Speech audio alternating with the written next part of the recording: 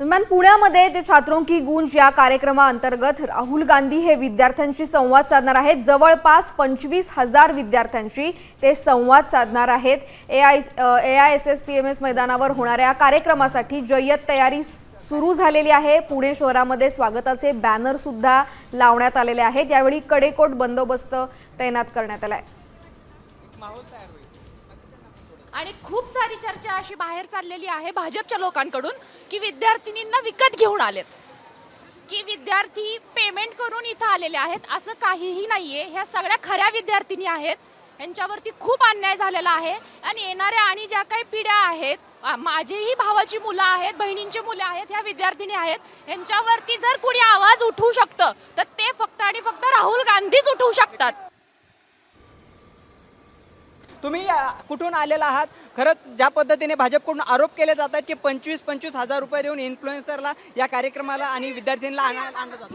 ही नीती भाजपाची आहे, IT सेलची आहे। IT सेल प्रोपगंडा करत असतो की विकत, पण ऍक्च्युली कोण कोणाला विकत घेत आहे ते अख्ख्या महाराष्ट्राने, ऑल इंडियाने पाहिलेलं आहे की किती आमदार फोडायचे, किती खोके द्यायचे। सगळी ही भाजपची, काँग्रेस खूप चांगला पक्ष आहे।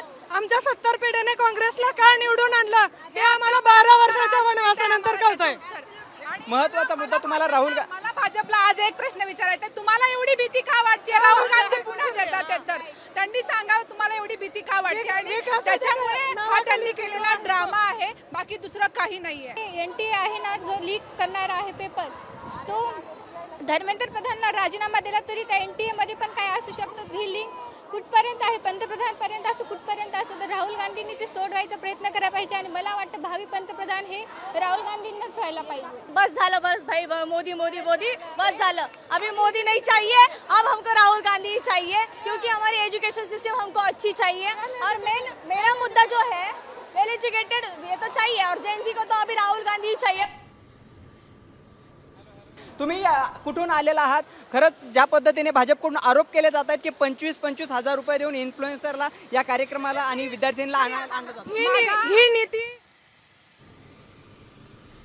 पुण्यामध्ये थोड्या वेळामध्येच राहुल गांधी हे या विद्यार्थिनींशी संवाद साधणार आहेत। जास्ती प्रमाणात, मोठ्या प्रमाणात पुण्यामधल्या या कार्यक्रमाला विद्यार्थिनींना प्राधान्य देण्यात आल्याचं समोर येत आहे।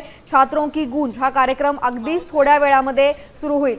सातत्याने होणाऱ्या पेपर फुटी